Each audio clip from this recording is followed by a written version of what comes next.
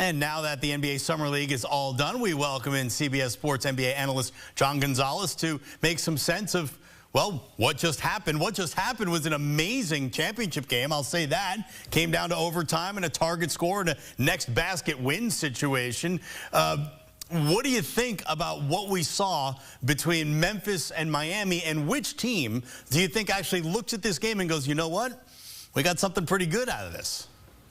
I don't think either team looks. I mean, look, it's Summer League, right? And yes, it did come down to the final basket, but that final score, target score thing is an abomination. It's manufactured drama that was really just dragging out a game where everybody is trying to get on a flight and get out of Vegas. I think more what you really are looking here, if you're the Grizz or the Heat, is what kind of player development did you get? That's what Summer League is about. It's not about who wins the championship. So from the Grizz perspective, you already know that G.G. Jackson, who had a good rookie season, is a player. He's an absolute bucket. Scottie Pippen Jr. was very active defensively, very active getting downhill. He's still really a two-way contract player because of his size and athleticism. And then on the other side, yes, Paul Larson hits a game winner. He might be a guy that they could squeeze a couple minutes out of, but I expected he'd be shuttling back and forth from the G League as well. Josh Christopher shot pretty well tonight. And then really it's about Khalil Ware for them, the number 15 pick in the draft overall. So while the game went to overtime and there was a final score where it was determined by a game winner, it's really about the individuals and not the game itself. All right, fine. I love a game coming down to the final shot, but context is king, and you put it in context for us there, John, for sure. Let's look at the whole Summer League then. Who came out of this smelling like a rose? Who raised their stock the most? Yeah, I'm going to go with Reed Sheppard. I was a little skeptical. I mean, he was a really good shooter at Kentucky, but I was unsure about whether or not that would translate to the NBA. And in Summer League, at least, which is like a little NBA preview, a little primer, he looked really good. He shot 50% from the field, Russ. I mean, the Rockets were really good this season at generating threes when the bigs would kick out of the paint, catch and shoot, right?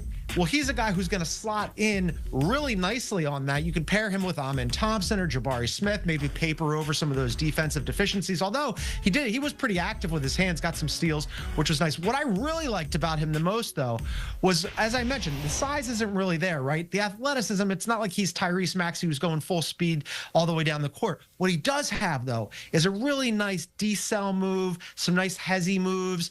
So he's not just always going forward full speed. He's really good at side to side, going backwards. I'm not saying he's this kind of player, but he has that same move where a CP3 really knows how to get into space. Steve Nash was awesome at that. Wasn't the fastest guy, but just knew how to get you going in one direction, and then he'd go in another.